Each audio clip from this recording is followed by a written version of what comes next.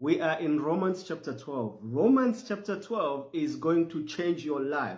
It is the turning point of a Christian life. It is the chapter that calls you to sacrifice. If you've heard of God's mercy, you've heard of God's grace, you've heard of God's goodness, now, in Romans chapter 12, we are going to look at what kind of bombshells Paul has for us as Christians. This is not a prescriptive scripture that tells us what we must do and how we must live, but it is a scripture that informs us that from our identity, we are now going to behave a certain way.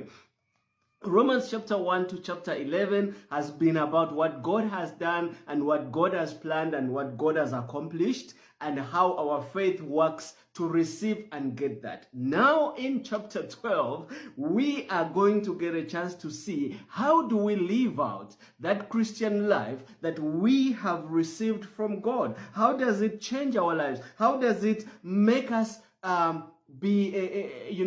what people look up to, what people desire, what people want? This is a lifestyle. It's a scripture that turns us away from doctrine, and from this chapter going forward, we are going to look at how church must be practiced, how church should look like from belief to action. We're now going to live out